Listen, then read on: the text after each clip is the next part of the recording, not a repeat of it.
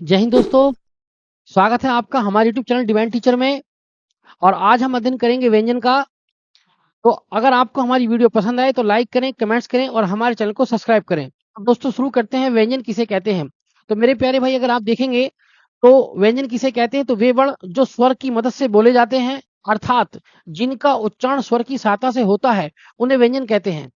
यानी ये दूसरों पर डिपेंड होते हैं, इसीलिए इनको परतंत्र वर्ण भी कहा जाता है। परतंत्र का मतलब होता है जो दूसरों पर आश्रित हो या दूसरों पर डिपेंड हो। क्यों? क्योंकि व्यंजन जो होते हैं वो स्वयं स्वतंत्र नहीं होते, बल्कि वो स्वरों पर डिपेंड करते हैं, वो स्वरों की मदद से बोले जाते हैं, इसलिए इनको परतंत्र वर्ण कहा जाता है। जैसे आप यहाँ पर एग्जाम्पल में देखेंगे, आप कहेंगे कै, तो जब आप क्या बोलेंगे कै, तो कै में आप देखेंगे ए की ध्वनि आ रही है, इसलिए इसमें आधा कै और ए छुपा है। आप बोलेंगे चै, तो जब चै बोलेंगे तो उसमें ए लिखा हुआ आ रहा है, तो इसमें चै और ए हो गया। ये बात आप याद रखेंगे कि भाई वे वर्ण जिनके उच्चारण के लिए स्वरों की आवश्यकता होती है, उन्हें व्यंजन कहा जाता है, इसीलिए इनको परतंत्र वर्ण कहते हैं। अब यहाँ पर आप देखेंगे व्यंजन के अन्य क्या क्या नाम हैं। तो व्यंजन को हलवर्ण कहा जाता है। तो ये क्वेश्चन आता है कि हलवर्ण किसका पर्यायवाची है। तो भाई आपके व्यंजन को हलवर्ण कहा जाता है संस्कृत में। और इन्हें हलंत वर्ण भी कहा जाता है। हलंत का मतलब होता है आधा, अर्थात जो शुद्ध व्यंजन होते हैं वो हलंत के साथ लिखे जाते हैं, अर्थात आधे लिखे जाते हैं। यानी जैसे आप देखेंगे तो यहाँ पर आपको देखने के मिलेगा कि भाई शुद्ध व्यंजन कैसे होते हैं। शुद्ध व्यंजन, तो शुद्ध व्यंजन हलंत के साथ लिखे जाते हैं, जैसे आपका कै, जैसे आपका खै और जैसे आपका गै। अर्थात यहाँ पर समझेंगे कि व्यंजन जो होते हैं वो आधे होते हैं। जब तक इसके अंदर स्वर नहीं मिलेगा तक ये बोले नहीं जा सकते। जैसे हम इसको बोले तो बोला ही नहीं जाएगा। तो क्योंकि बोला जाता है स्वर से। जैसे ही इसके अंदर छोटा अर्थात स्वर मिल जाएगा तो ये पूरा हो जाएगा कै। जैसे ही आप आधे कै में अगर बड़ा आ जोड़ेंगे तो ये हो जाएगा आपका का। और जैसे ही आप इस आधे कै में ऊ जोड़ेंगे तो ये हो जाएगा आपका कु। अर्थात स्वर के मिलने से व्यंजनों का उच्चारण होता है। इसीलिए इसीलिए इन व्यंजनों को परतंत्र वर्ण कहा जाता है। क्या कहा जाता है? परतंत्र वर्ण कहा जाता है। तो मेरे प्यारे दोस्तों, यहाँ पर हम समझे कि व्यंजन किसे कहते हैं और व्यंजन किस पर आश्रित होते हैं और व्यंजन किसकी मदद से बोले जाते हैं। अब यहाँ पर चलते हैं व्यंजनों के बारे में कि भाई मूल व्यंजनों की संख्या कितनी है। आप देखेंगे तो भाई मूल व्यंजनों की संख्या कितनी है। तो मूल व्यंजनों की जो संख्या है वो कितनी है, वो 33 है। मूल व्यंजनों की संख्या कितनी है? 33। अब इसमें सबसे पहले देखेंगे तो इसमें नंबर एक तो रखे गए हैं स्पर्श व्यंजन। इसमें नंबर एक रखे गए हैं स्पर्श व्यंजन। और दूसरे इसके अंदर रखे गए हैं आपके अंतस्थ व्यंजन। और तीसरे इसके अंदर रखे गए हैं जिसको कहते हैं ऊष्म व्यंजन। ऊष्म व्यंजन, ऊष्म व्यंजन, तो ये तीन व्यंजनों को रखा गया है। अगर हम यहाँ पर देखें तो स्पर्श व्यंजनों की संख्या कितनी है? 25। इनकी संख्या कितनी है? तो 4। और इनकी भी संख्या कितनी है? 4। तो अगर हम देखेंगे कुल कितने हो गए हैं, तो कुल हो गए 33। इस तरीके से मूल व्यंजनों की संख्या कितनी है? 33 है। या फिर आप ये कह लीजिए प्राकृतिक रूप से व्यंजनों की संख्या कितनी है? तो 33 है। और उन 33 व्यंजनों में कौन कौन से व्यंजन रखे गए हैं? तो स्पर्श व्यंजन, अंतस्थ व्यंजन और ऊष्म व्यंजन। तो हमें मुख्य तौर पर केवल 3 प्रकार के व्यंजन ही पढ़ने होते हैं, स्पर्श व्यंजन, अंतस्थ व्यंजन और ऊष्म व्यंजन। अगर हम बात करते हैं कि भाई अन्य व्यंजन, अगर हम अन्य व्यंजनों को देखें तो और भी जो हमें कई व्यंजनों का अध्ययन करना पड़ता है, तो उनके बारे में समझते हैं। नंबर एक हमें पढ़ने पड़ते हैं जिसको कहते हैं हम संयुक्त व्यंजन। जो हम अन्य व्यंजनों का अध्ययन करेंगे संयुक्त व्यंजन। दूसरे हम पढ़ेंगे भाई आगत व्यंजन। आगत व्यंजन कौन से हैं? और तीसरे नंबर पर हम पढ़ते हैं कि भाई नव विकसित व्यंजन। नव विकसित व्यंजन, नव विकसित। और यहाँ पर हम पढ़ते हैं उत्क्षिप्त, उत्क्षिप्त व्यंजन। यहाँ पर हम पढ़ते हैं अमानक व्यंजन, अमानक व्यंजन। तो अन्य व्यंजनों में कई प्रकार के व्यंजन आपको पढ़ने के लिए मिल जाते हैं। लेकिन मुख्य रूप से व्यंजन कितने प्रकार के होते हैं? तो मुख्य रूप से व्यंजन 3 प्रकार के होते हैं, स्पर्श व्यंजन, अंतस्थ व्यंजन और ऊष्म व्यंजन। इस तरीके से इनकी कुल संख्या 33। तो आपसे पूछा जाता है कि कुल व्यंजनों की संख्या बताइए 33, या फिर आपसे पूछा जाए प्राकृतिक रूप से व्यंजनों की संख्या कितनी है, तो भी 33। और व्यंजनों को मुख्यतः कितने भागों में बांटा गया है? तो 3। नंबर 1 स्पर्श व्यंजन, नंबर 2 अंतस्थ व्यंजन और नंबर 3 ऊष्म व्यंजन। प्यारे दोस्तों, अगर आपको वीडियो अच्छी लग रही हो तो वीडियो को लाइक करें, कमेंट्स करें और वीडियो को अपने दोस्तों में शेयर भी करें। तो आप देखते हैं हम आगे की तरफ तो इसे डिटेल में समझेंगे, एक एक व्यंजन को डिटेल में समझेंगे। ध्यान से देखिएगा आप। तो सबसे पहले हम यहाँ पर लेते हैं स्पर्श व्यंजन को। सबसे पहले हम यहाँ पर पढ़ेंगे स्पर्श व्यंजन। ये स्पर्श व्यंजन के बारे में हमें जानना है। जो आप स्पर्श व्यंजन देख रहे हैं, स्पर्श व्यंजनों को और किस किस नाम से जाना जाता है, तो इन्हें हम उदित व्यंजन भी कहते हैं। इन्हें उदित व्यंजन भी हम कहते हैं, और इनको हम वर्गीय व्यंजन भी कहते हैं। वर्गीय व्यंजन, वर्गीय व्यंजन। तो यहाँ पर क्वेश्चन आता है कि स्पर्श व्यंजन के अन्य क्या क्या नाम है, उदित व्यंजन या वर्गीय व्यंजन, और इनकी संख्या कितनी है। तो आप याद रखेंगे इनकी संख्या है 25। इनकी संख्या कितनी है, 25। अब यहाँ पर क्वेश्चन पूछा जाता है कि बोले भाई स्पर्श व्यंजन क्यों कहते हैं। तो स्पर्श व्यंजन इसलिए कहते हैं क्योंकि इन व्यंजनों का जब आप उच्चारण करते हैं तो आपकी जीभ मुख के किसी न किसी भाग को छूती है, इसीलिए इनको स्पर्श व्यंजन कहा जाता है। और उदित भी इन्हें इसलिए कहा जाता है। लेकिन इनको वर्गीय व्यंजन क्यों कहते हैं, तो वर्गीय व्यंजन इसलिए कहते हैं क्योंकि इन 25 व्यंजनों को 5 वर्गों में बांटा गया है। अब वो 5 वर्ग कौन से, उन वर्गों को समझिए। तो वो जो 5 वर्ग अगर आप देखेंगे तो एक आता है आपका जिसको कहते हैं कै वर्ग, एक आता है आपका चै वर्ग, एक आता है आपका टै वर्ग, और एक आता है आपका तै वर्ग, और एक आता है आपका पै वर्ग। तो दोस्तों यहाँ पर क्वेश्चन पूछा था कि वर्गों की संख्या कितनी है, तो वर्गों की संख्या 5 है। आप याद रखेंगे कै चै टै तै पै, अर्थात कै वर्ग, चै वर्ग, टै वर्ग, तै वर्ग और पै वर्ग। और प्रत्येक वर्ग में 5 अक्षर, तो कुल मिलाकर के 5 पंजे 25। इस तरीके से स्पर्श व्यंजनों की संख्या होगी 25। कितनी होगी दोस्तों, 25। अब यहाँ पर उन स्पर्श व्यंजनों को समझते हैं। अगर हम स्पर्श व्यंजन देखेंगे तो ये कहाँ से कहाँ तक है, इनके बारे में हम जानेंगे। तो हम सबसे पहले देखते हैं, सबसे पहले देखेंगे हम किसको, स्पर्श व्यंजनों को।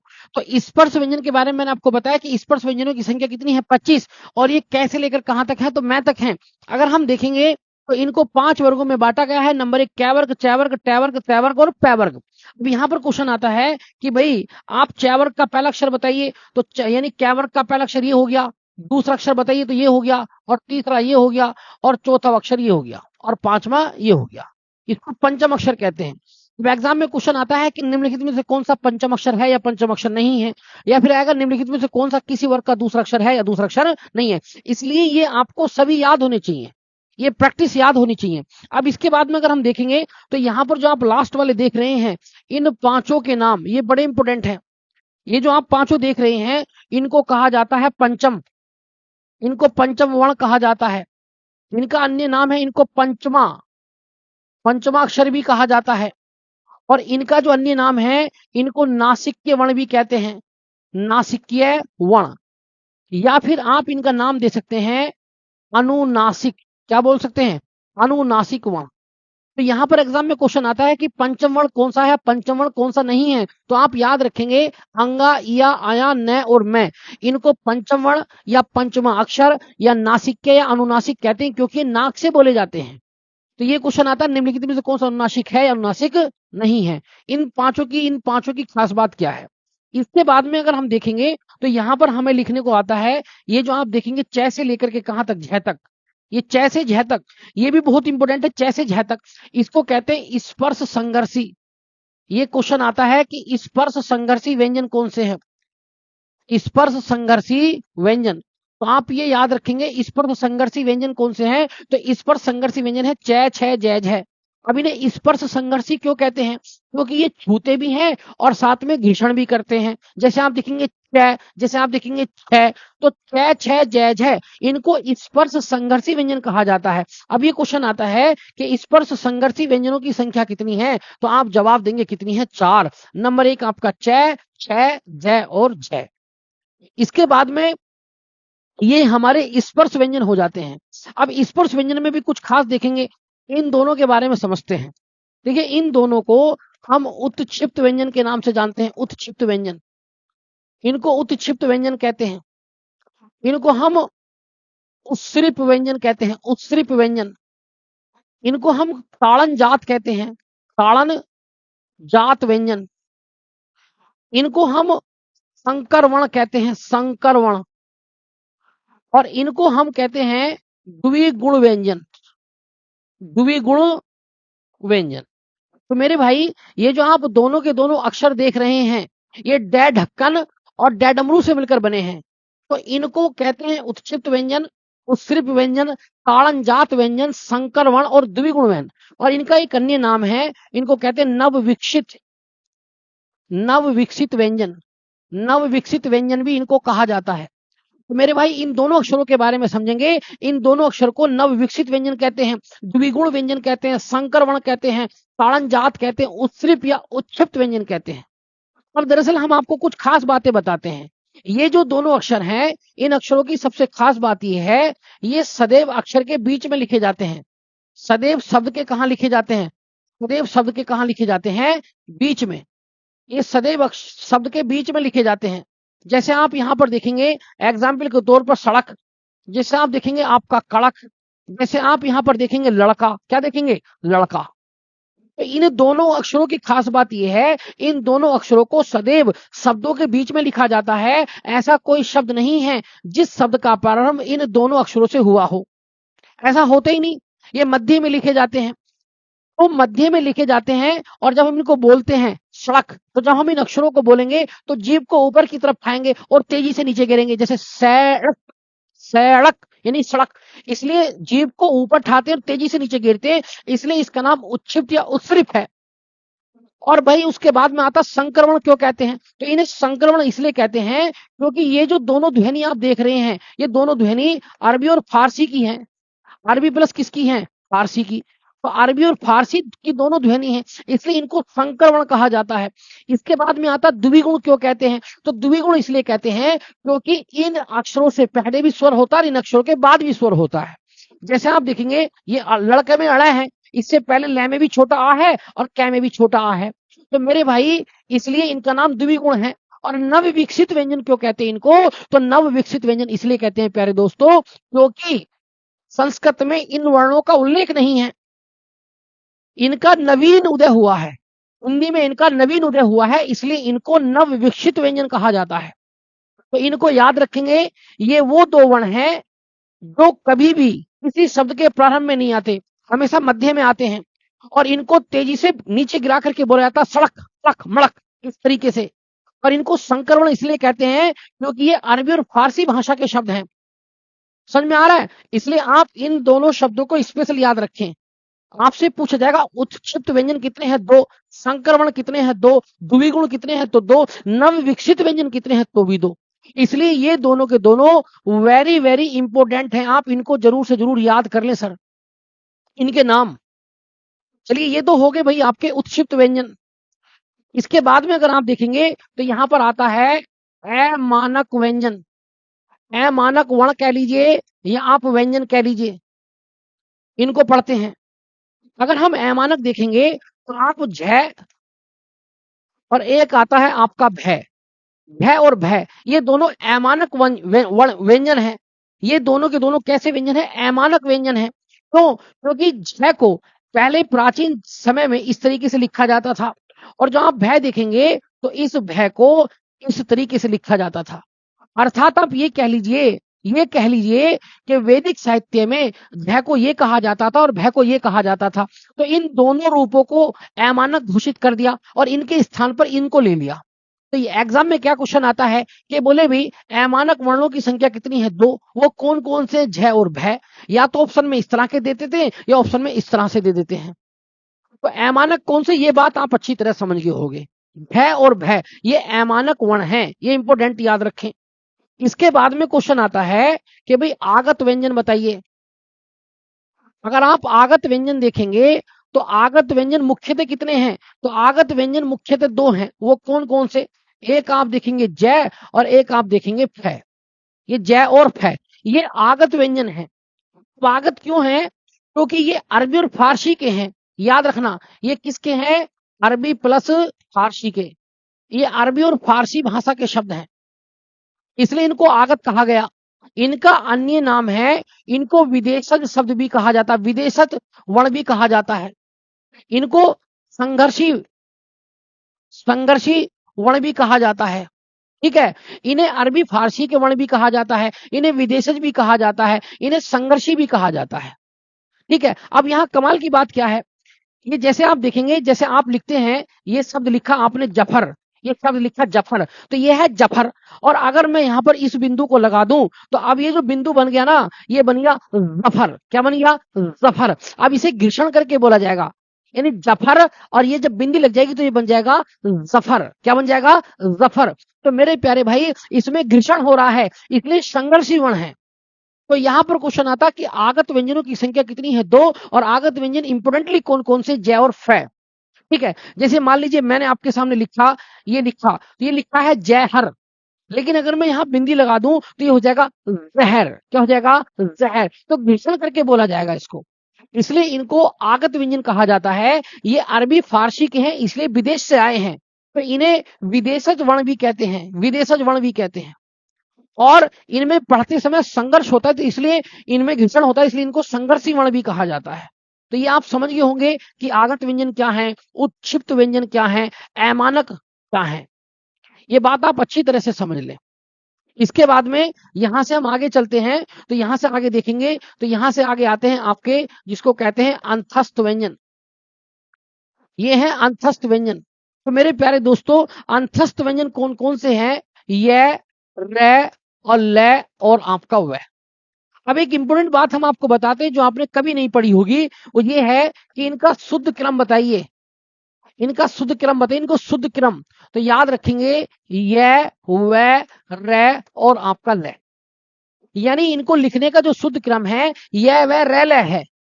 लेकिन हम आज तक पढ़ते आए हैं य, र, ल, व। आप सोच रहे होंगे कि हमने तो आज तक इस तरह से पढ़ा, ये कैसे? तो मेरे भाई आप दोनों को पढ़ के देखिए। अगर आप पढ़ेंगे य, र, ल, व, य, र, ल, व, इसको पढ़ेंगे य, व, र, ल, तो य, व, र, ल या य, र, ल, व, तो इसको पढ़ना आसान है। तो इनका शुद्ध क्रम ये है। इसीलिए अगर हम इनको डिटेल से जानेंगे, तो इनको डिटेल से, अगर हम डिटेल से पढ़ेंगे तो ये और वह के बारे में जानते हैं। तो मेरे प्यारे भाई, ये और वह, इनके बारे में अगर हम जाने तो इनको कहा जाता है अर्धस्वर। इनको अर्धस्वर कहा जाता है। क्या कहा जाता है? अर्धस्वर। इनको संघर्षहीन, संघर्षहीन वर्ण कहा जाता है, क्योंकि इनको बोलते समय घर्षण नहीं होता, इसलिए इनको संघर्षहीन व्यंजन कहते हैं। तो संघर्षहीन व्यंजन किसे कहते हैं? यह और को। और अर्धस्वर किसे कहते हैं? यह और को। अब आप सोचेंगे अर्धस्वर क्यों कहते हैं, तो इसको आप उदाहरण के तौर पर समझिए। जैसे आप देखते हैं, आपने एक शब्द लिखा जिसको कहते हैं लिए, तो लिए लिखा, आप लिए को ऐसे भी लिख सकते हैं, इस तरीके से, लिए ऐसे भी लिख सकते हैं, यानी आपने यह की जगह ए से एड़ी का इस्तेमाल किया। आप लिखते हैं श्रीमान आपका कोवा, आपने कोवा लिखा। आप लिखते हैं कोवा, तो आप कोवा भी लिख सकते हैं। आपने देखा इंपोर्टेंट कि आ के स्थान पर आपने वा का प्रयोग किया, अर्थात आप वह के स्थान पर स्वर का प्रयोग कर रहे हैं, यह के स्थान पर स्वर का प्रयोग कर रहे हैं। जैसे आप यहां पर देखेंगे, आपने शब्द लिखा ये वाला महिलाएं, तो महिलाओं को आप इस तरीके से भी लिख सकते हैं, महिलाएं, महिलाएं ऐसे भी लिख सकते हैं। तो यहाँ यह की जगह किसका इस्तेमाल किया? ए से एड़ी का इस्तेमाल किया, छोटी ए का इस्तेमाल किया। इसीलिए इन दोनों का प्रयोग स्वरों के स्थान पर हो जाता है, इसलिए इनको अर्धस्वर कहा जाता है। इन्हें संघर्षहीन व्यंजन भी कहा जाता है। संघर्षहीन क्यों कह रहे हैं? तो मेरे प्यारे भाई, इनको बोलते समय घर्षण नहीं होता, यह वह घर्षण नहीं होता। लेकिन जब आप पढ़ेंगे च, छ, जय, झ, घर्षण हो रहा है, लेकिन यह और वह पढ़ेंगे तो घर्षण नहीं होगा। आप बोल के देखिए सर, आराम से कर सकते हैं सर। तो यहां पर हमने पढ़ा अंतस्थ व्यंजन में एक खास बात यह और वह के बारे में। अब यहां पर आप देखेंगे रै क्या है। ये रै बहुत इंपॉर्टेंट है, रै के बारे में जानते हैं मेरे भाई। ये जो रै शब्द आप देख रहे हैं, रै, इसके बारे में बड़ी बातें आती हैं। रै को क्या कहते हैं?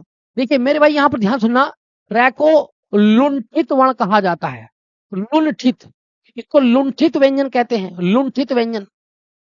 इसको प्रकंपित व्यंजन कहते हैं, प्रकंपित व्यंजन। इसको कंपन जात व्यंजन कहते हैं, कंपन जात व्यंजन। अब देखिए रै के कितने नाम हैं? नंबर 1 लुंठित व्यंजन, रै को प्रकंपित व्यंजन और रै को कंपन जात व्यंजन कहते हैं। अब आप सोचेंगे कि रै को लुंठित क्यों कहते हैं? रै को लुंठित इसलिए कहते हैं, जब आप रै को बोलते हैं, रै को क्या करते बोलते हैं, तो रै ऊपर जाकर के मुड़ जाता है, यानी कि जीभ जो है ऊपर जाकर के मुड़ जाती है, जैसे रै, इसलिए लुंठित हो गया। यानी जीभ का इसका उच्चारण करते समय जब हमारी जीभ की आगे की चोंच ऊपर जाकर के मुड़ जाएगी तो उस मुड़ने को लुंठित कहेंगे। और जब हम इसको बोलेंगे तो हमारी जो जीभ है वो कांपेगी, जैसे रे रे रे, तो कांपेगी, इसलिए कांपने के कारण इसको प्रकंपित कहते हैं। और प्रकंपित का पर्यायवाची है कंपन जात।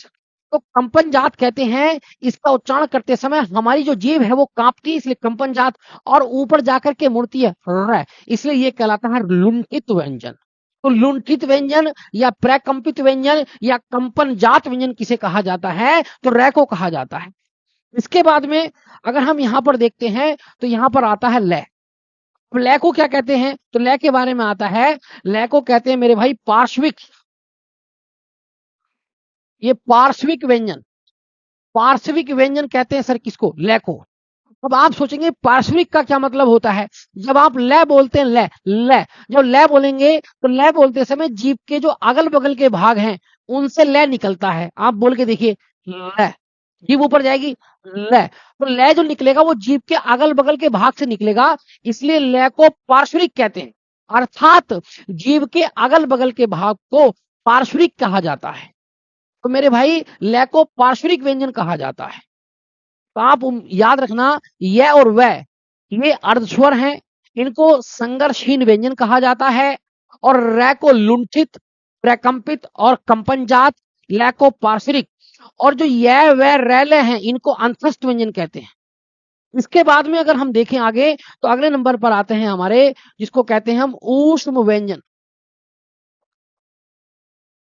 अगर हम देखेंगे तो ऊष्म व्यंजन क्यों है, तो ऊष्म व्यंजन क्यों कहते हैं, क्योंकि इनको बोलते समय मुंह से गर्म हवा निकलती है। ऊष्म माने गर्म, तो गर्म हवा निकलेगी, शय शय शय, चाहे आप हाथ लगा के देख लीजिएगा, ये तीनों जैसे आप देखेंगे, शय, आपका ये वाला शय, ये शय, और आपका ये शय, ये आप जो देखेंगे इन अक्षरों को जब भी आप बोलेंगे तो इनको बोलते समय गर्म हवा निकलेगी। चाहे आप प्रैक्टिस करके देखिए, शय शय शय, तो गर्म निकलने के कारण इनको ऊष्म कहा जाता है।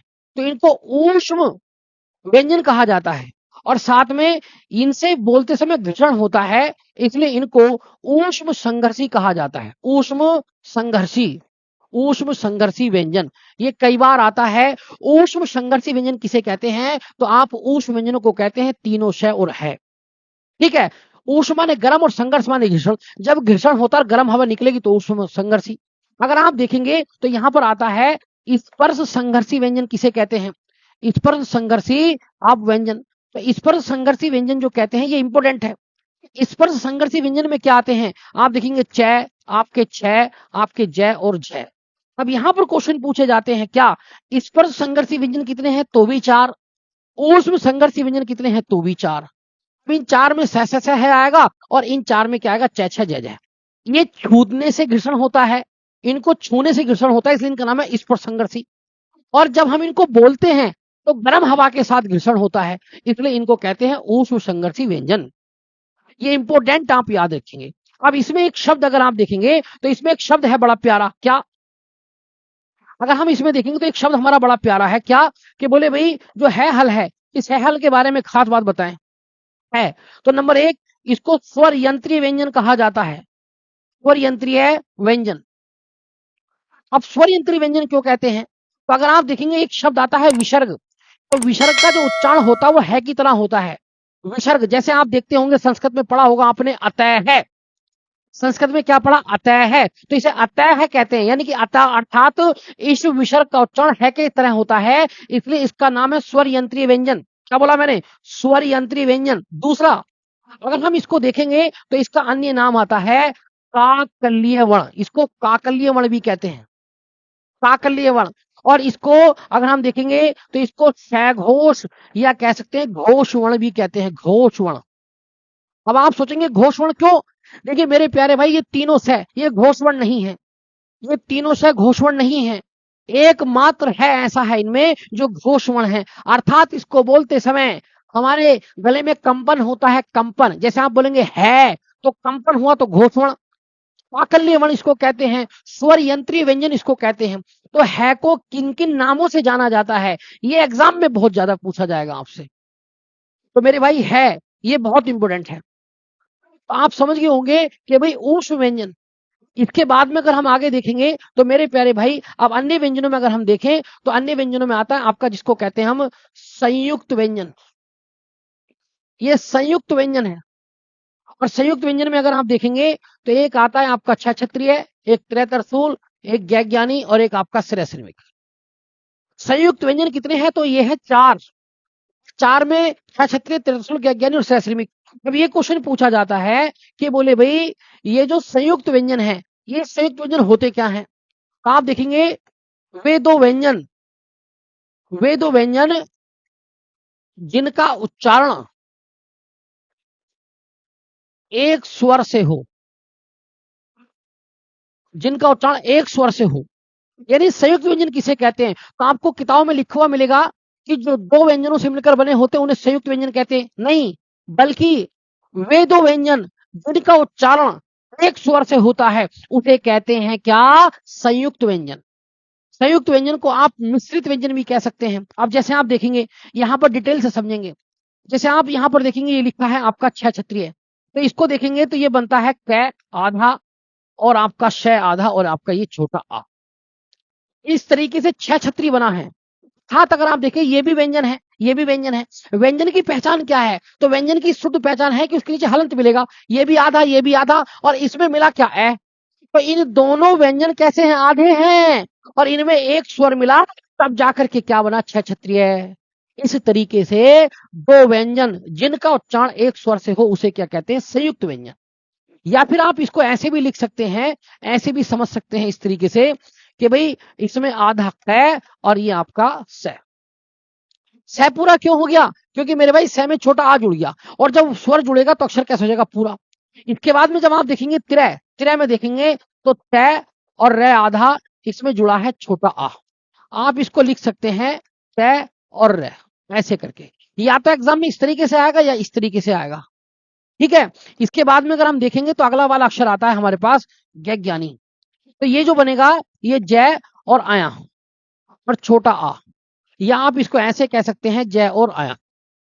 लास्ट में अगर आप देखेंगे तो लास्ट वाला जो अक्षर आप देखेंगे तो ये है आपका श्रमिक, इसको बोलते हैं श्रय, स और र, और इसमें जुड़ जाएगा ए। इसको आप ऐसे भी लिख सकते हैं स और र। यहां आप देखने को आपको सीखने को मिलेगा क्या? कि वे तो व्यंजन जिनका उच्चारण एक स्वर से होता है उसे संयुक्त व्यंजन कहते हैं। इसीलिए या तो एग्जाम में ये वाले ऑप्शन मिलते हैं या फिर एग्जाम में ये वाले ऑप्शन मिलते हैं। अब हम समझेंगे कि हम इसे कैसे बेहतर करके याद कर सकते हैं कि क्या क्षत्रिय कै और सै का मिलन है। तो याद करने का तरीका क्या है? आप सुनिए शॉर्ट ट्रिक। जैसे आप इसे त्रय बोलेंगे, त्रय बोलिए मेरे साथ, त्रय त्रय त्रय, त्रय त्रय त्रय त्रय, तो त्रय और रै, पहला वाला अक्षर आधा कर दीजिए। उसके बाद अगर आप इसे देखेंगे जय को, तो जय जो है वो कुछ ऐसे करके लिखा हुआ है, तो इसमें जय आ रहा नहीं आ रहा जय, और इसके बाद में इसको ऊपर कर दें तो आया बन गया, तो इसी से आपका जय और आया बन जाएगा। अब इसको बोल के देखिए आप, श्रय श्रय श्रय श्रमिक, श्रय श्रमिक, तो श्रय और रै, श्रय रै, श्रय रै, ऐसे करके। अगर आप इसको देखेंगे पहले वाले अक्षर को, तो इसको जब आप देखेंगे तो ये कुछ इस तरीके से बना हुआ है, और इस तरीके से जो ऊपर को घूमे हैं वो कौन घूमता है? तो क्या कबूतर। मेरे भाई इसमें कै, और इसी में अगर आप ध्यान से देखेंगे ऐसे करके, तो ऐसे करके इसको देखेंगे तो ये षटकोण बन जाएगा, तो कै और शय से मिलकर बना है। तो मेरे भाई आप इन्हीं से इनकी सोटी ढूंढ सकते हैं। तो ये है संयुक्त व्यंजन। अब एग्जाम में क्वेश्चन आता है कि संयुक्त व्यंजनों की संख्या कितनी? 4। ऊष्ट व्यंजनों की संख्या कितनी? 4। अंतस्थ व्यंजनों की संख्या कितनी? तो भी 4। परंतु स्पर्श व्यंजन कितने हैं? तो याद रखेंगे कितने? 25। तो मेरे प्यारे भाई आप ये जरूर से जरूर याद रखें। देखिए दोस्तों, शुरू करते हैं। यहाँ पर उच्चारण के आधार पर व्यंजनों को पढ़ेंगे कि कैसे कैसे हमें याद करना है, कि पूरे का पूरा कै वर्ग किस में आता है, च वर्ग किस में आता है, ट वर्ग किस में आता है, त वर्ग किस में आता है और पै वर्ग किस में आता है। तो इसका एक एक वर्ग समझेंगे कि कौन सा वर्ग किस उच्चारण में बोला जाता है। तो हमें इसे रटने की जरूरत नहीं है, बल्कि हम सिंपली इसको याद कर सकते हैं। उसके लिए हमारे पास एक शॉर्ट ट्रिक है, आप ध्यान से देखेंगे। जैसे हम आपको बताते तो शॉर्ट ट्रिक का याद रखेंगे, KTM और ये दा ओ, KTM दाओ, ये एक शॉर्ट ट्रिक है KTM दाओ। इसको कैसे याद करेंगे KTM दाओ को? तो आप याद करेंगे K फोर कंठ, K फोर कंठ। तो ये जो कै वर्ग है ये आता है कंठ में, ये याद रखना। के ये काम आता है कंठ में। उसके बाद में देखेंगे तो T4 आता है आपका तालु में, क्या में आता है? तालु में। उसके बाद में हम देखेंगे तो यहाँ पर M4 आता है मूर्धा, इसको मूर्धा कह देते हैं ऐसे, या फिर मूर्धा इस तरीके से लिखते हैं इसको, मूर्धा, ऐसे मूर्धा। और यहाँ पर हम देखेंगे तो त आता है काय में? दंत में। वहां देखेंगे दा फोर दंत, और पे आता है आपका ओष्ठ में, काय में आता है? आपका ओष्ठ में। तो आपको रट्टा मारने की जरूरत नहीं है, बल्कि आप इस ट्रिक के माध्यम से एक-एक चीज को समझ सकते हैं कि भई उच्चारण के आधार पर स्पर्श व्यंजनों को हम पढ़ रहे हैं और स्पर्श व्यंजनों को हम जैसे याद करेंगे कि पूरे का पूरा क्या वर्ग किसमें आता है, तो कंठ में, च वर्ग तालु में, ट वर्ग मूर्धा में और त वर्ग दंत में या और भैया आपका प वर्ग ओष्ठ में। तो मेरे प्यारे भाई आप इसे रट्टा मत मारिए, बल्कि याद करेंगे KTM दाओ, K फॉर कंठ, T फॉर तालु, M फॉर मूर्धा, दा फॉर दंत और O फॉर ओष्ठ। ठीक है, अब इसको ध्यान से समझना, ये कैसे मैंने लिखा। जैसे हम इसको कै को बोलेंगे, कै को, तो कै को बोल के देखिए, पैक है, गैग है, यानी आपके गले से आवाज आएगी और गले को हिंदी में कंठ कहते हैं। यहाँ आप देखेंगे तालु वाला, च वाला, तो आप बोलेंगे च छ जय झ, तो आपके तालु से आवाज आएगी, इसलिए इसको तालु वर्ण कहते हैं। आप देखेंगे टैट है, जब आप बोलेंगे टैट है, डेड है, टैट है, डेड है, तो पूरे मुंह से बोलना पड़ेगा, इसको मूर्धन्य या मूर्धा उच्चारण कहते हैं। तय को बोलेंगे, जब आप तय को बोलेंगे दांतों से आवाज आएगी, तय थ दै ध, तो यार दांतों से बोलेंगे तो ये दंत वर्ण हो गए। जब आप बोलेंगे क्या पर पैप है, तो आप बोलेंगे पै फै बै भै, आपके ओष्ठ आपस में मिलेंगे, इसलिए इनको ओष्ठ वर्ण कहते हैं। तो मेरे प्यारे भाई स्पर्श व्यंजन को याद करने का सबसे बेहतरीन तरीका है KTM दाओ, K फॉर कंठ, T फॉर तालु, M फॉर मूर्धा, दा फॉर दंत और O फॉर ओष्ठ। पहले आपने यहाँ पर पढ़ा स्पर्श व्यंजनों का उच्चारण। इसके बाद में हम यहाँ पर देखते हैं, तो अगले हमारे पास आते हैं जिसको कहते हैं अंतस्थ व्यंजन। अंतस्थ व्यंजन इनको समझते हैं। तो मेरे भाई जब हम अंतस्थ व्यंजनों को देखेंगे, तो अंतस्थ व्यंजन होते हैं य, रै और आपका लै और आपका वै। इनके बारे में ध्यान से देखेंगे तो इनमें एक-एक चीज आपको याद हो जाएगी। जैसे य में देखेंगे तो य बोला जाता है तालु से। किससे? तालु से। तो इसको य को तालव्य वर्ण कहते हैं। जैसे आप बोलेंगे य, तो आपकी जीभ ऊपर की तरफ उठ के ये तालु से लगेगी। यहाँ पर रै को बोलेंगे रै, तो इसको मूर्धा वर्ण कहते हैं। क्या कहते हैं? मूर्धा। इसको मूर्धा वर्ण कहा जाता है। जब आप लै को देखेंगे लै, तो यहाँ पर ये आता है दांत से, दंत। तो दंत वर्ण कहते हैं लै को। जब आप बोलेंगे लै, तो दांतों पे जीभ लगेगी और ये स्पेशल है और ये वेरी वेरी इंपॉर्टेंट है। इसको इंपॉर्टेंट में याद कर लेना। ये एकमात्र ऐसा वर्ण है जिसका उच्चारण दो-दो स्थानों से होता है। इसे जो आप बोलते हैं दंत जमा ओष्ठ, इसको बोलेंगे दंत ओष्ठ, अर्थात ये दांतों से और होठों से दोनों से बोला जाता है। तो आप बोलेंगे वै, तो दांत भी पे जीभ लगेगी और होठ आपके बीच जाएंगे, इस तरीके से कहलाएगा दंत ओष्ठ। तो इसको बोलते हैं तालु वर्ण, इसको बोलते हैं मूर्धा, इसको बोलते हैं दंत वर्ण, इसको बोलते हैं दंतोष्ठ। ये इंपॉर्टेंट है। ठीक है, अभी आप इसको ध्यान से देखते रहिए। मैं आपको और भी शॉर्ट ट्रिक बताऊंगा जिससे आप बहुत आसानी से सबको याद कर सकते हैं। इसके बाद में हम देखेंगे, तो यहाँ पर हमारे लास्ट में आते हैं जिसको कहते हैं हम ऊष्म व्यंजन। ये ऊष्म व्यंजन देखेंगे आप। ऊष्म व्यंजन कौन से होते हैं? तो जैसे आपने देखा श, श, श और आपका ये है। इनको ध्यान से समझिए। जब आप इसको देखेंगे तो इसको बोलते हैं तालु वाला श। ये तालु से बोला जाता है। किससे? तालु से, यानी इसमें जीभ तालु पे लगती है। श। यहाँ पर जब आप इसको बोलेंगे तो इसको हम कहते हैं श। ये मूर्धा वाला बोला है, मूर्धा, तो मूर्धा से बोला जाएगा। इसको बोलेंगे स, तेज करके स। यहाँ पर आप इस वाले को स को देखेंगे तो इसको कहा जाता है दंत। कौन सा वाला श बोलते हैं? दंत स, तो इसको बोलेंगे स। और ये वाला जो है आप देख रहे हैं, ये कंठ से बोला जाता है, कंठ माने गले से, तो इसे कंठ वर्ण कहते हैं या कंठ ध्वनि कहा जाता है। तो मेरे भाई ये हमने पढ़ा ऊष्म व्यंजन। इसके बाद में अगर हम आगे चलते तो आगे चल के देखेंगे, यहाँ पर हमें कुछ और भी पूछ ले जाते हैं। जैसे हम यहाँ पर देखते हैं तो हमारे पास आता है जिसको कहते हैं हम संयुक्त व्यंजन। अभी देखेंगे आप संयुक्त व्यंजन कौन से हैं। तो संयुक्त व्यंजन में देखेंगे, जैसे हम देखेंगे छह छत्रीय, तो यह आपका क और किससे? स से मिलकर बना होता है। इसी प्रकार से तय देखेंगे, ये तय और रै से मिलकर बना होता है। अगर आप ज्ञानी को देखेंगे, ये जय और आया से मिलकर बना होता है। इसी प्रकार से जब आप श्रेय श्रमिक को देखेंगे, ये श और रै से मिलकर बना होता है। तो मेरे प्यारे भाई बहुत आसान है। कैसे? अभी आपने कै पढ़ा, तो कै किससे बोला गया था? कंठ से। और श किससे? मूर्धा से। तो ये जो ध्वनि हो गई, ये होगी कंठ और मूर्धा। ये कंठ और मूर्धा ध्वनि हो गई, कंठ मूर्धा। तो इसको बोलेंगे छह छत्रे को कंठ मूर्धा से। यहाँ पर आप देखेंगे त्रय, तो तय जब बोला था तो दंत से बोला गया था, दंत से। और रै किससे बोला गया था? तो ये मूर्धा से बोला गया था। तो इस तरीके से त्रय की होगी दंत मूर्धा। अब आप ज्ञानी को देखेंगे तो यहाँ जय है, तो जय कायम आता, च छ जय है, और च को काय से बोला गया था? तालु से, तो इसको तालु वर्ण कहते हैं। ये तालु हो जाएगा।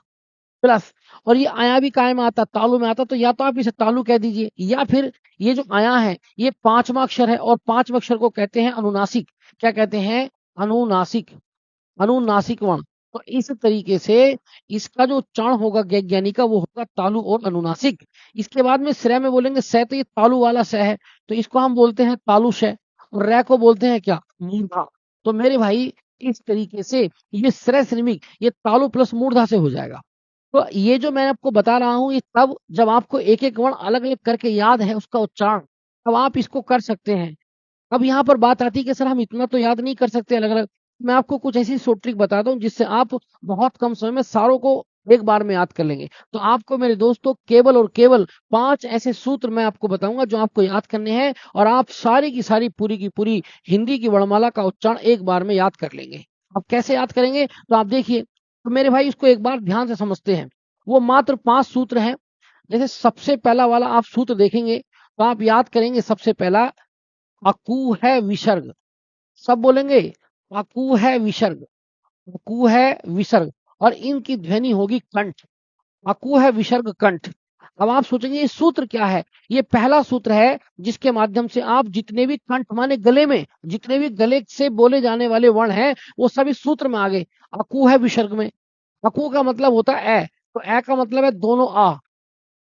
और भैया कै का मतलब है, कू का मतलब है पूरे का पूरा कैवर्ग। और कैवर्ग का मतलब होता है कैफ है गैग है न। और उसके बाद में आप देखेंगे यहाँ पर है भी आ चुका है इसमें। और आप देखेंगे विसर्ग, विसर्ग ये वाला भी आपका आ चुका है।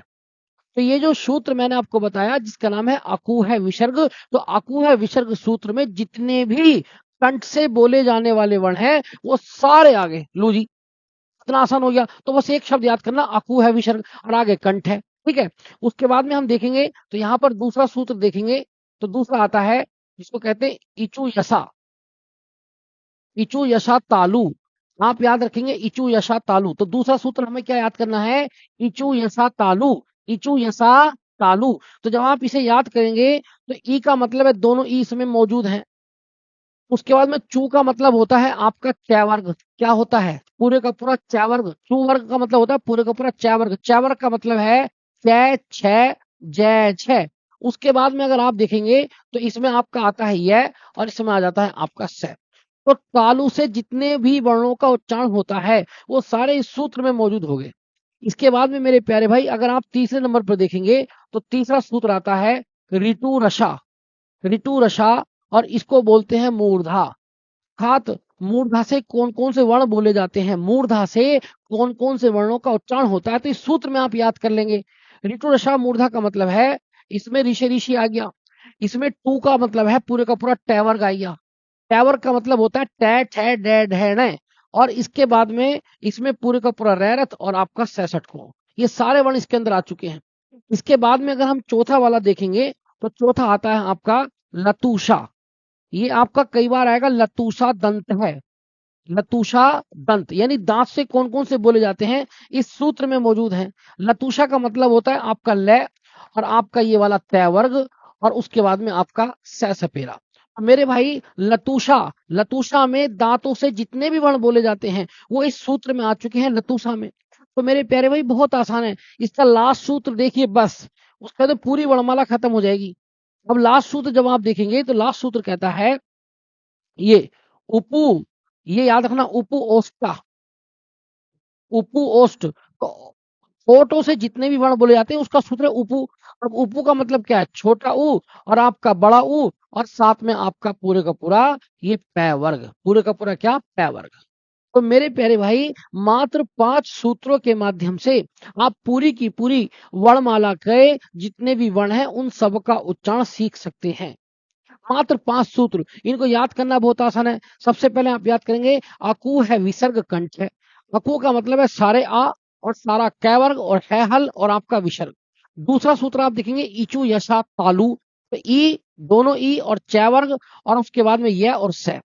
उसके बाद में इसी प्रकार से ऋतु रसा मूर्धा। तो आप मात्र 5 सूत्र याद करिए और इस सूत्र से ही इन सब का पता लगा लीजिए। जब आपको एग्जाम में आता है कि ये किस ध्वनि का वर्ण है या इसका उच्चारण स्थान क्या है, तो आप तुरंत सूत्र याद करिए, तुरंत लिखिए। उसको आप आराम से कर सकते हैं इजी तरीके से। इसके बाद में कुछ ऐसे वर्ण हैं जो अपने आप में अलग हैं, उनको समझिए। जैसे आपको एक तो याद करना है वह को याद करना है, ये दांत प्लस ओष्ठ से बोला जाता है, दांत और ओष्ठ, तो इसको कह देते हैं दंतोष्ठ, इसको कहेंगे दंतोष्ठ। ये दांत और होठों से बोला जाता है दंतोष्ठ, इसलिए वह को इंपोर्टेंट याद रखना है। वह दांत और होठों दोनों से बोला जाता है, इसलिए इसको कहते हैं दंतोष्ठ। इसके बाद में अगर आप देखेंगे तो यहाँ पर एक शब्द आता है आपका ओ, और ये आता है आपका औ। इनको मैंने पिछली वीडियो में भी समझाया है, अगर आप ध्यान से देखेंगे ये जो ओ है ओ, तो ये ओ जो आप देखेंगे ये मेरे भाई ए और किस से मिलकर बनता है, ए और ऊ से। ए और किससे मिलकर बनता है, ऊ से। अब ए काय में आता है तो बोले जी कंठ में आता है, ऊ काय में आता है तो बोले जी ओष्ठ में आता है, ओष्ठ में। इस तरीके से इसकी ध्वनि हो गई आपकी कंठोष्ठ। क्या हो गई, कंठोष्ठ। ये मैं पिछली वीडियो में आपको समझाया हूं। इसके बाद में अगर आप देखेंगे तो अगली जो पॉइंट आता है हमारे पास वो क्या आता है, अगला पॉइंट अगर देखेंगे तो अगले आते हैं हमारे पास ए और आते हैं आपके आई। तो हम देखेंगे जो ए है ये ए और ई से मिलकर बनता है, ए और ई से। और अगर आप देखेंगे ए को काय में रखा गया है तो भाई कंठ में रखा गया है, ई को काय में रखा गया है तो बोले भाई तालू में रखा गया है, तो हम इसको कहेंगे कंठ तालु। क्या बोलेंगे, कंठ तालु। या फिर इसको लिखा हुआ आ जाता है कंठ तालव्य, कंठ तालव्य। तो मेरे प्यारे भाई आप इनको स्पेशली याद रखेंगे, इंपोर्टेंटली याद रखेंगे इनको, ठीक है। तो ये जो मैंने आपको बताया है ये सारे के सारे मैंने आपको स्वर में पढ़ा रखे हैं, स्पेशल याद रखना है वह। तो वह किस में रखा गया है, तो वह रखा गया है दांत और होंठ में। इस तरीके से हम जितने भी व्यंजन हैं और जितने भी स्वर हैं उन सब का अध्ययन इन 5 सूत्रों पर कर सकते हैं, ठीक है। उम्मीद आपको समझ में आया होगा। यदि आपको वीडियो अच्छी लगी हो तो वीडियो को लाइक करें, कमेंट्स करें और हमारे चैनल को सब्सक्राइब करें। देखिए दोस्तों आगे हम व्यंजनों को पढ़ेंगे प्राणवायु के आधार पर। प्राणवायु के आधार पर व्यंजनों को 2 प्रकार से पढ़ा जाता है। अगर हम देखेंगे एक आते हैं आपके जिसको कहते हैं अल्प प्राण, और एक आते हैं जिसको कहते हैं हम महाप्राण। क्या कहते हैं, महाप्राण। अल्प प्राण और महाप्राण यानी प्राणवायु के आधार पर हम व्यंजनों को 2 प्रकार से पढ़ते हैं, एक अल्प प्राण एक आपके महाप्राण। अब आप देखेंगे अल्प प्राण का क्या मतलब होता है, तो अल्प प्राण का मतलब होता है कि जब किसी वर्ण को बोलते समय वायु कम निकले, यानी कि कम वायु निकलेगी तो अल्प प्राण, और अगर किसी वर्ण को बोलते समय वायु ज्यादा निकले तो उसे कहते हैं महाप्राण। जैसे आप यहाँ देखेंगे एग्जाम्पल के तौर पर मैं कहता हूँ यह वह, और आपका मैंने आपसे कहा यह वह रे और ले, और मैंने आपसे कहा शय शय शय और आपका है, ये मैंने आपके सामने लिया। तो मैं आपके सामने कहूंगा कि भाई कौन से वाले अल्पप्राण है कौन से वाले महाप्राण है, तो आप हाथ लगाइए मुंह के आगे और बोलिए ये रे ले वे। जब आप ये रे ले वे बोलेंगे तो कम हवा निकल रही है, और जैसे आप बोलते हैं ना शय शय शय शय है, तो मेरे भाई अब हवा ज्यादा निकल रही है। तो जब किसी वर्ण का उच्चारण करते समय यदि वायु ज्यादा निकलती है तो उसे महाप्राण कहते हैं, और यदि वायु कम निकलती है तो उसे अल्प प्राण कहते हैं। इस तरीके से यह अर्थात अंतस्थ व्यंजन अल्प प्राण में आते हैं, और मेरे भैया महाप्राण में सारे के सारे ऊष्म व्यंजन आते हैं, समझ गए। अब इसको हम यहाँ समझते हैं अपने स्पर्श व्यंजनों पे। तो यहाँ पर आपको समझना जरूरी है। तो जैसे आप यहाँ पर पढ़ते हैं तो कैसे पढ़ेंगे, जब हम इसको पढ़ेंगे तो पढ़ेंगे कै, फिर पढ़ेंगे ख, कै और ख, कै और ख। तो ख में ज्यादा हवा निकलेगी, आप देखेंगे ख में क्या निकलेगी, ज्यादा हवा निकलेगी, इसलिए महाप्राण हो गया ख। तो ये वाला जो है पहला वाला अक्षर ये है अल्प प्राण, उसके बाद में ये वाला अक्षर है जिसको कहते हैं महाप्राण, उसके बाद में फिर अगला वाला अक्षर ये है अल्प प्राण, उसके बाद में फिर ये वाला है आपका महाप्राण, उसके बाद लास्ट में फिर आपका क्या आता है अल्प प्राण। आप यहाँ देख लें तो वन टाइम में आप सीख जाएंगे कि अगर किसी वर्ण का उच्चारण करते समय अगर हवा कम निकले तो वो अल्पप्राण है, और हवा ज्यादा निकले तो महाप्राण है। जैसे हम बोलेंगे कै, और कै के बाद बोलेंगे ख, तो कै ख, तो ख में ज्यादा हवा निकली, फिर बोलेंगे ग, फिर घ, तो ग के बाद में जो घ बोलेंगे तो हवा ज्यादा निकलेगी। इसी तरीके से कै फिर ख, तो ख में ज्यादा हवा निकली, जब बोलेंगे ट फिर बोलेंगे ठ, तो ठ में ज्यादा हवा निकली, तो अगर हवा ज्यादा निकली तो वो महाप्राण है। इस तरीके से अगर आप यहाँ पर देखने की कोशिश करेंगे तो यहाँ पर आपको एक बात याद हो जाएगी कि भी अल्प प्राण में कौन कौन आते हैं, अल्प प्राण में कौन कौन से वर्ण रखे गए हैं। अल्प प्राण में देखेंगे तो भैया प्रत्येक वर्ग का पहला अक्षर, प्रत्येक वर्ग का तीसरा अक्षर और प्रत्येक वर्ग का 5वां अक्षर। तो आप याद रखिए अल्प प्राण में प्रत्येक वर्ग का, याद रखिए प्रत्येक वर्ग का कौन सा अक्षर, प्रत्येक वर्ग का पहला और आपका तीसरा और पांचवा अक्षर अल्पप्राण में रखा गया है। यानी कै, गै और अण ये अल्पप्राण है। और साथ में अगर आप देखेंगे तो साथ में अल्पप्राण में रखे जाते हैं आपके अंतस्थ व्यंजन। कौन से व्यंजन? अंतस्थ व्यंजन। यानी ये होते हैं य, रै, लै और आपके वै। तो य, रै, लै, वै और प्रत्येक वर्ग का पहला, तीसरा और पांचवा अक्षर क्या है? अल्प प्राण है। चाहे आप बोल के देखिए, आप बोलेंगे ये रह लेवे तो कम हवा निकलेगी। और अगर आप देखेंगे यहाँ पर महाप्राण, क्या देखेंगे? अगर आप यहाँ महाप्राण देखते हैं तो महाप्राण के अंदर अगर आप देखेंगे तो ये बड़ा इंपोर्टेंट आता है। प्रत्येक वर्ग का कौन सा? आपका दूसरा और चौथा अक्षर क्या है? महाप्राण। और साथ में इंपोर्टेंट समझना, साथ में अगर आप देखेंगे तो ऊष्म व्यंजन, क्या? ऊष्म व्यंजन। ये कैसे हैं? महाप्राण। आप देखेंगे श, श, श और आपके स। तो मेरे भाई इस तरीके से हम व्यंजनों को प्राणवायु के आधार पर पढ़ पाए हैं। अर्थात आप दोबारा से समझ लीजिए कि प्राणवायु का मतलब होता है कि किसी अक्षर को बोलते समय कितनी हवा निकलती है। अगर हवा मुंह से कम निकली तो अल्प प्राण, अगर मुंह से हवा ज्यादा निकली तो महाप्राण। अब आप जैसे हम इनको बोलेंगे तो कै और फिर बोलेंगे ख, तो ख में ज्यादा हवा निकली इसलिए दूसरा अक्षर क्या हो गया? महाप्राण। उसके बाद में हम देखेंगे गै, फिर बोलेंगे घ, तो घ में ज्यादा हवा निकली इसलिए हर वर्ग का दूसरा और आपका हर वर्ग का चौथा। तो हर वर्ग का दूसरा और हर वर्ग का चौथा ये कैसे हैं? महाप्राण है। और साथ में अब आप उस व्यंजन को देखें तो श ज्यादा हवा निकलेगी किसके मुकाबले? य, लेवे के मुकाबले। तो मेरे भाई आप याद रखिए 11 लेवे में हवा निकली कम इसलिए ये है अल्पप्राण, और श में हवा निकली ज्यादा तो ये क्या हो गया? आपके महाप्राण। अल्प प्राण और महाप्राण के आधार पर ये हमने पूरे पढ़ लिए। देखिए दोस्तों, आगे शुरू करते हैं कंपन के आधार पर व्यंजन। एक होते हैं आपके शघोष, क्या होते हैं? शघोष। और एक होते हैं आपके अघोष। ठीक है। शघोष का मतलब होता है जब किसी अक्षर को हम बोलते हैं या किसी वर्ण को हम बोलते हैं तो बोलते समय अगर हमारी स्वर तंत्रिकाओं में कंपन होता है तो उन वर्णों को कहा जाएगा शघोष। और जिन वर्णों को बोलते समय हमारी स्वर तंत्रिकाओं में कंपन नहीं होगा उनको कहा जाएगा अघोष। आप यहाँ पर देखेंगे सघोष मतलब होता है कंपन सहित और अघोष मतलब होता है बिना कंपन के। तो यदि हम किसी वर्ण को बोलते हैं और बोलते समय हमारे स्वर तंत्रिकाओं में कंपन होगा तो वो कहलाएगा सघोष वर्ण, और जब कंपन नहीं होगा तो वो कहलाएगा अघोष वर्ण। ठीक है। अब जैसे हम आपके सामने रखें, मैंने आपके सामने कहा ये श और श बोला, और मैं आपके सामने बोलूं य, र, ल, व, मैं ये वाले अक्षर बोलूं, जरा दोनों को एक बार ट्राई करके देखिए। मैं बोलूंगा श श श श श श श, तो मुंह के अगले भाग से हवा निकल रही है केवल, तो कंपन नहीं हो रहा, यहाँ कंपन नहीं हो रहा। श श श आगे बोला जा रहा है, यहाँ से बोले जा रहे हैं। लेकिन अगर मैं बोलूं यह रह ले वे, यह रह ले वे, तो जब मैं बोलूंगा तो यहाँ से हलक में से आवाज आएगी और ये सारी की सारी स्वर तंत्रिका में कंपन होने लगेगा। इसलिए यह रह ले वे क्या है? सघोष वर्ण है। और आपके श क्या है? ये अघोष वर्ण है। यानी अल्पप्राण महाप्राण का उल्टा लग रहा है। ध्यान से सुनना। अब हम पहले इनको समझते हैं इंपोर्टेंटली, कि भाई इनको समझेंगे स्पर्श व्यंजनों को। तो इसको बोलेंगे हम, जैसे कैक है तो हम बोलेंगे कैक है। कैक है जब बोलेंगे कैक है तो हमारे आगे से निकलेंगे। जैसे हम बोलेंगे ग है, तो बोलेंगे चैच है, फिर बोलेंगे जय जय, तो ये अंदर से स्वर तंत्रिकाओं में कंपन करते हैं। इस तरीके से आपको याद करना है कि ये पहला वाला अक्षर क्या है? अघोष है। और दूसरा वाला भी अक्षर क्या है? अघोष है। और बाकी तीनों अक्षर क्या है? ये तीनों अक्षर क्या है? ये सघोष है। ये क्या है? सघोष।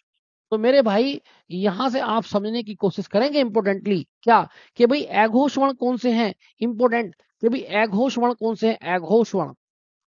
अघोष वर्ण के बारे में आप देखेंगे तो आपको याद रखना पड़ेगा कि भाई प्रत्येक प्रत्येक वर्ग का पहला व दूसरा अक्षर क्या है? अघोष। और साथ में प्लस आप देखेंगे तीनों श क्या है? ये अघोष। इंपोर्टेंट है सर। उसके बाद में अगर आप देखेंगे तो भाई यहाँ पर आता है सघोष। सघोष का मतलब होता है कंपन। सघोष वर्ण कौन से हैं तो याद रखेंगे। तो यहाँ पर आपको याद रखना है कि भाई प्रत्येक वर्ग का प्रत्येक वर्ग का तीसरा, चौथा और पांचवा ये क्या है? सघोष। और प्लस आप देखेंगे य, र, ल और व। और इंपोर्टेंट जो है, बहुत इंपोर्टेंट, उसको याद रखना है, तो वो है आपका है। ये इंपोर्टेंट है सर। ये पूरे के पूरे कंपन के आधार पर ये व्यंजन पढ़ चुके हैं आप। अब बस इनको आपको याद करने के लिए ढंग से सीखना है कि कैसे याद करें। तो सबसे पहले अपने दिमाग में मेंटली बनाइए कि कंपन के आधार पर व्यंजन कितने प्रकार के होते हैं। तो कंपन के आधार पर व्यंजन होते हैं 2 प्रकार के। नंबर 1, जब स्वर तंत्रिकाओं में कंपन पैदा होगा तो उन वर्णों को कहेंगे सघोष वर्ण, और जब स्वर तंत्रिकाओं में कंपन नहीं होगा तो उसे कहेंगे अघोष वर्ण। ठीक है। अब जैसे आप इनको बोलेंगे कैख है, तो कैख है, जो कैख है बोलेंगे तो कैख है मुंह से बोले जा रहे हैं, गले के अंदर से नहीं आ रही है आवाज। लेकिन जैसे कैख है के बाद बोलेंगे गै, तो अंदर से आएगी सर, यहाँ कंपन होता हुआ आएगा है। आप बोलेंगे चैच है तो कोई फर्क नहीं पड़ेगा। जैसे आप बोलेंगे चैच है के बाद में जय छह, तो अंदर से कंपन होगा। आप बोलेंगे टैट है तो मुंह से आवाज आएगी टैट है। लेकिन जब आप बोलेंगे डै ढै डै ढै, तो अंदर से आवाज आएगी, यानी कि आपको कंपन होगा स्वर तंत्रिकाओं में। तो इस तरीके से प्रत्येक वर्ग का पहला और दूसरा अक्षर, ये याद रखना, प्रत्येक वर्ग का पहला और दूसरा अक्षर क्या है? अघोष है। पहला और दूसरा अक्षर क्या है? अघोष। और साथ में तीनों से इंपोर्टेंट याद रखना, यहाँ पर बच्चे मिस्टेक करते हैं कि स के साथ है भी जोड़ देते हैं। अगर आप बोलेंगे है बोलेंगे तो स्वर तंत्रिकाओं में कंपन होगा सर, इसलिए है को रखा गया है सघोष में।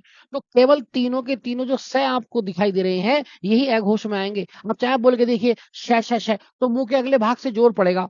लेकिन जैसे आप बोलेंगे ना ये रे ले वे, तेज करके बोलेंगे ये रे ले वे, तो पूरा तंत्रिकाओं में क्या होगा? कंपन होगा। तो मेरे प्यारे मित्र याद रखेंगे, सघोष जो वर्ण होते हैं वो तीसरे, चौथे और पांचवें होते हैं, साथ में ये रे है। और इंपोर्टेंट शब्द क्या है? आपका है, इसलिए हमने है को हाईलाइट किया है।